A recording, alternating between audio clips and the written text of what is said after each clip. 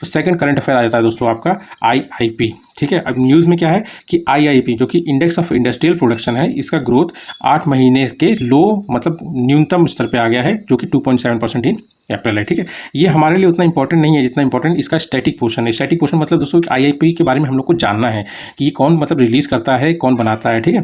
तो इसका full form तो आप लोग जान लिए, इंडेक्स ऑफ इंडस्ट्रियल प्रोडक्शन होता है। ये रिलीज़ कौन करता है? ये रिलीज़ करता है MOSPI, ministry of statistics and programme implementation, ठीक है। ये क्या इंडिकेट करता है? ये दोस्तों मतलब एक शॉर्ट टर्म व्यू देता है, एक मतलब क्विक इनसाइट देगा, मतलब the performance of industrial sector in the economy. किसकी इकोनॉमी? इंडिया की इकोनॉमी, ठीक है।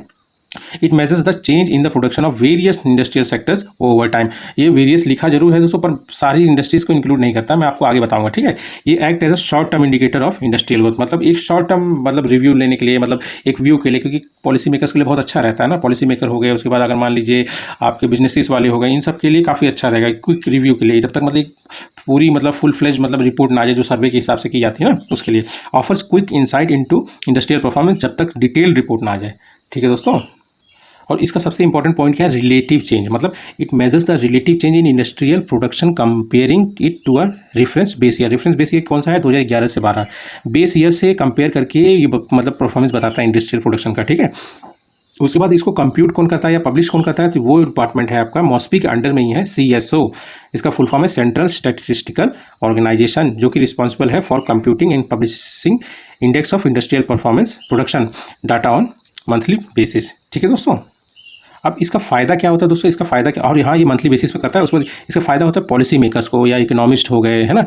उसके बाद जो बिजनेसेस में लगे हुए हैं उनके लिए, उनको एक मतलब शॉर्ट रन में मतलब एक बड़ा मतलब छोटा पैकेट बड़ा धमाका वाली चीज़ आप मान लीजिए, उनको बता देता है कि क्या होने वाला है, ठीक है। अब डिटेल रिपोर्ट में तो पता ही चलेगा, और उससे पहले एक छोटा सा रिव्यू होता है ना, रिकैप टाइप का, तो वो ये देता है, ठीक है, ठीक है, इंडेक्स ऑफ इंडस्ट्रियल प्रोडक्शन, ठीक। उसके बाद इसका कैलकुलेशन कैसे किया जाता है? इसके कैलकुलेशन को दोस्तों कहा जाता है, मतलब इस इंडेक्स को कहा जाता है it is a quantum index. Quantum index मतलब क्या है कि इसमें फिजिकल टर्म यूज होता है। फिजिकल टर्म कौन सी होती है? जैसे एरिया हो गया, वॉल्यूम हो गया, है ना, ये सब फिजिकल टर्म होगी। तो उसी हिसाब से यहाँ पे वॉल्यूम ऑफ प्रोडक्शन को मापा जाता है। क्या मापा जाता है? Volume of production, not monetary terms, मतलब कितने का किया ये नहीं है, कितना किया ये मैटर करता है। किसमें? इसमें इंडेक्स ऑफ इंडस्ट्रियल प्रोडक्शन में ये मैटर करता है कि उसने मतलब कितना प्रोडक्शन किया है, कितने का प्रोडक्शन किया ये मैटर नहीं करता, ठीक है। इसका कैलकुलेशन किससे किया जाता है? किस फॉर्मूले से?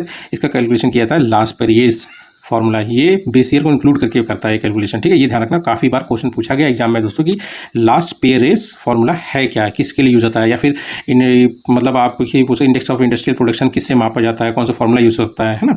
बेस ईयर आप लोग ध्यान रखिएगा 2011 से 12, ठीक है।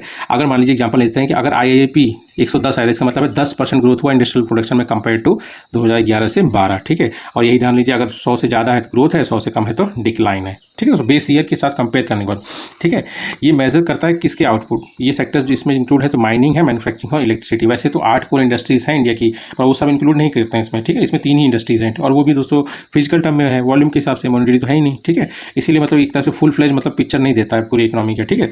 इसमें एक्सक्लूजन ऑफ सर्विस सेक्टर हो गया, not a full fledge economics picture, मतलब लिमिटेशन आप लोग जान लीजिए, ठीक है।